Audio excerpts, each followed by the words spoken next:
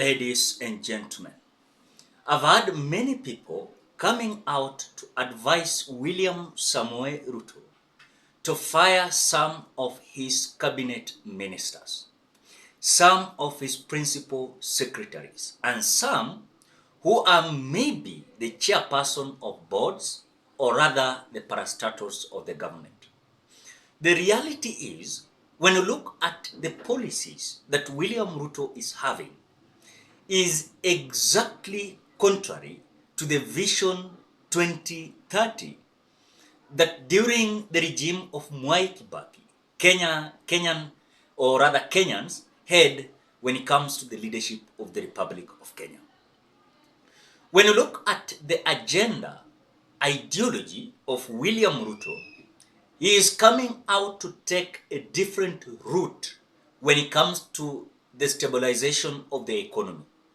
One thing that you are forgetting is that William Ruto will never and will not stabilize the economy, because when you look at those who are in different offices, they are either politicians, or they are friends, or they are loyalists of William Samoei Ruto.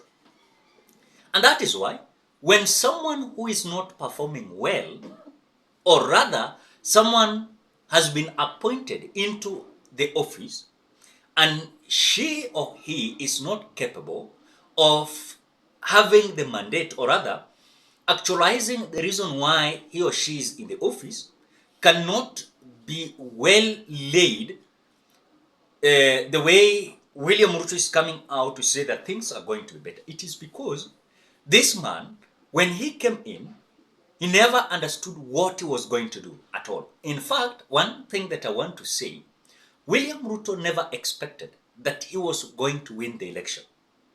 The expectation of William Ruto was just to frustrate the deep state and also the kind of group that was ganging against him. In other words, in simple terms, William Ruto never expected that he was going to be the president of the Republic of Kenya. What he expected was he wanted to frustrate the deep state. And the deep state was led by Uhuru Muigai Kenyatta. One thing that I want you to understand, they are coming out on board to tell us that their government is going to restructure all the kind of policies that is going to enable William Ruto, or rather him, to actualize and stabilize the economy. At the same time, he's saying that Kenyans must tighten their belts, and there is pain that is coming when it comes to the decisions that they are making. But I want to tell you this. After watching someone called Dastan Omari, I've seen him during K24 interview, Dastan Omari coming out to say that William Ruto must come out to fire these cabinet ministers who are incompetent in the office of the Republic of Kenya. The same Dastan Omari is coming out to say that William Ruto is not making more friends when it comes to Africa, East Africa, all the world, because when you look at the trajectory that William Ruto has already taken, is just to make friends with West people. And that is why he is being adored, he's being praised, and whatever these people are doing to William Ruto, they're now calling William Ruto as the mastermind when it comes to the politics of Africa. In other words, they are not understanding how William Ruto is making Kenyans to be culprits of this economy that we are today. Even if we want to summarize this before we watch Dastan Omari, the reality is, if William Ruto is having intentions of stabilizing the economy, this man could have come out even to do some 1, 2, 3 things. As we speak, William Ruto is a president that is so stranded. There is no salaries of public servants. There's no money for CDF. There's no money for development.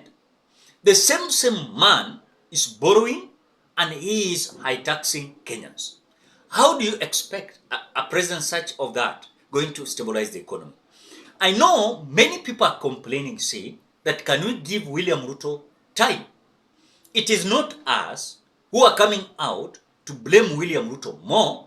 It is William Ruto who is portraying himself as a person who is not going to, of course, stabilize the economy, or rather to stabilize the kind of life that Kenyans want. Because when they were in the electioneering period, this man came out saying that in the next 100 days, in the next 2 months, in the next 6 months, he has planned and he has already arranged and he has already stabilized. In other words, he's a man that is coming out to fool Kenyans at a time that things are not good. As we speak, this man said that he was not going to subsidize the consumption. He was going to subsidize the production. Because he argued that as long as you are going to subsidize the production, you're going to stabilize the economy. This man came out using billions of money, subsidizing the production. What went wrong?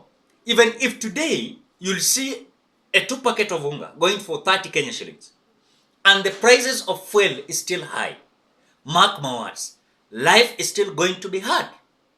Why? Because fuel is the backbone of everything in the Republic of Kenya. Fuel is everything.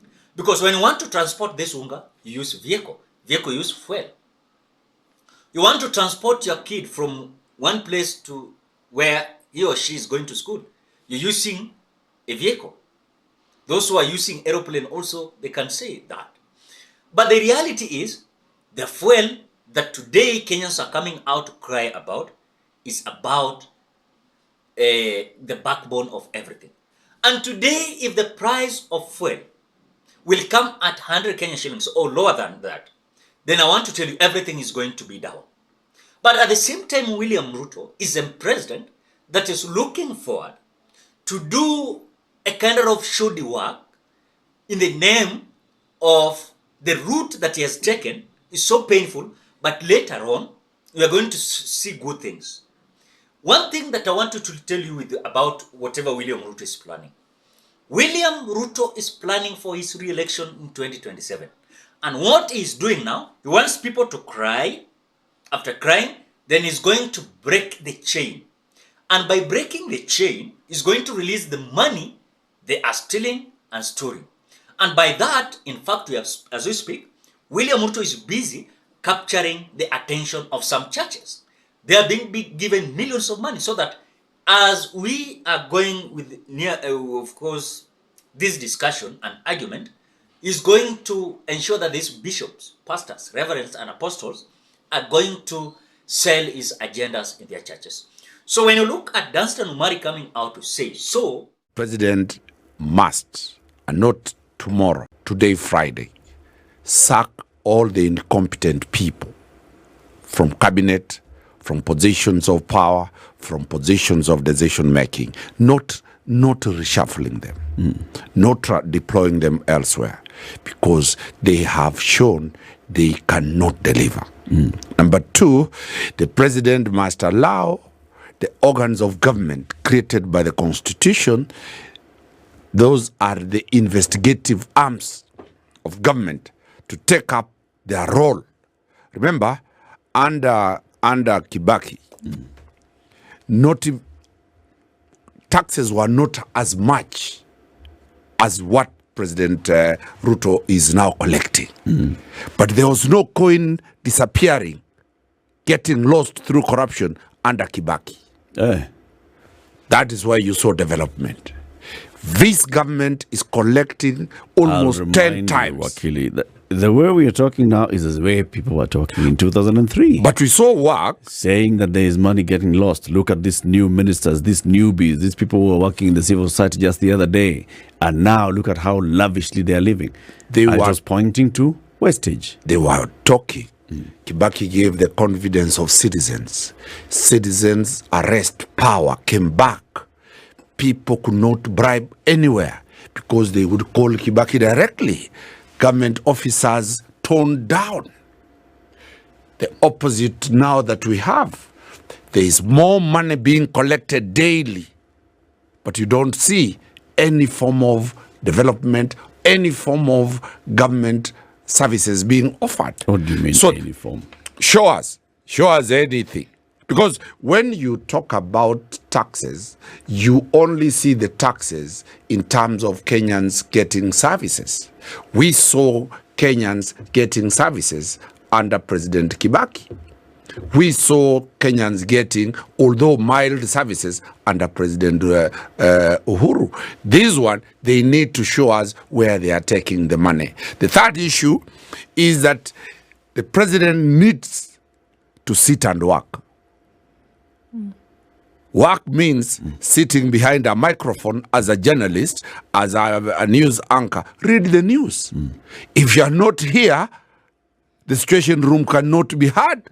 In my village in Nyamira, the president has turned to be a tourist. And Kenyans are concerned that when do you sit and understand what is going? The president is an absent president. Third, the president seems to be ignoring very critical questions.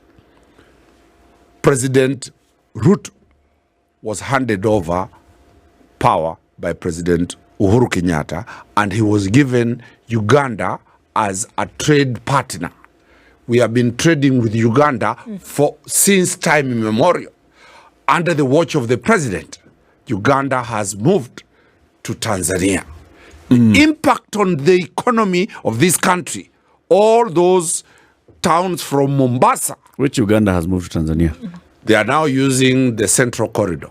Parliament of Uganda passed a law to use Dar es Salaam as their port.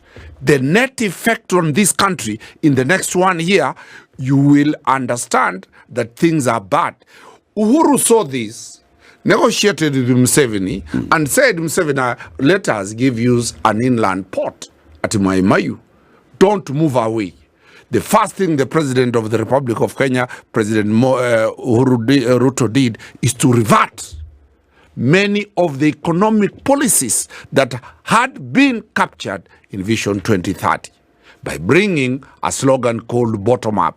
So unless we go back to the Vision 2030, we are now bragging that we have Somalia. Don't worry, we can lose Uganda. We have Somalia. That's why I say those are cabinet people who have no clue the importance of Uganda in the country. Understand that William Ruto is not going to fire these cabinet ministers. William Ruto will not fire these cabinet ministers. And this is assurance I'm giving you today. This on a plain paper, white and blue. Remember that William Ruto, hao ni marafiki zake. If you expect William Ruto to come out and fire Moses Kuria, despite of the edible oil scandal, that is not something that is going to come. Number two, if you are expecting William Ruto to come out and fire the Cabinet Minister of Energy and the Cabinet Minister of Treasury, forget it. These people are going to be Cabinet Ministers until the next general election. And with the mind of William Ruto, he believes that in any case he's going to fire these people. And the way situation is, his government might fall because these people might come out joining hands with criticizing his government with Azimio, the Umoja One Kenya coalition. So the reality, despite of Dastan Omari is coming out to say that William Ruto must come out to fire these individuals, which it is something that I don't think if this is going to come. That is the reality. I don't think. Because this man, William Ruto, is having his contentious kind of complex issues that he's trying to bring on board, that he do understands how the economy is being driven.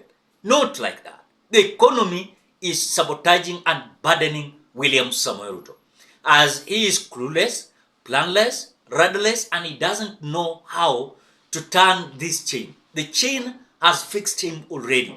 And this chain might not be about firing these cabinet ministers, because already these cabinet ministers are signifying kind of little decision that in any case William Ruto is going to make, then he's going to suffer. And by suffering, so William Ruto doesn't want that kind of suffering, because these people might come out distracting. But again, many cabinet ministers are involved in scandals. They are corrupt. But have you ever asked yourself why they are not being fired? The reason is William Ruto, hii ni marafiki zake wote walikuwa nayo siasa, na wakati walipanga, these are politicians. At the same time, William Ruto needs technocrats who will come out and turn around things, and things might be favorable to William Ruto, which, when you look at even the criteria he is having, is not going to favor him. You just wait. William Ruto, yeye ni kujipanga tu. Mkipiga nduru, yeye anajipanga na kusanya pesa, ili ikifika tunakaribia election ya 2027, anaenda kumwaga pesa. Na kumwaga pesa, sasa wakati ataenda final term, ndio mtajua hamjui. Ladies and gentlemen, what do you think? Drop your opinion at the comment section below. Otherwise, I want to appreciate you so much because of your support. Please consider subscribing, liking, commenting, and sharing this video.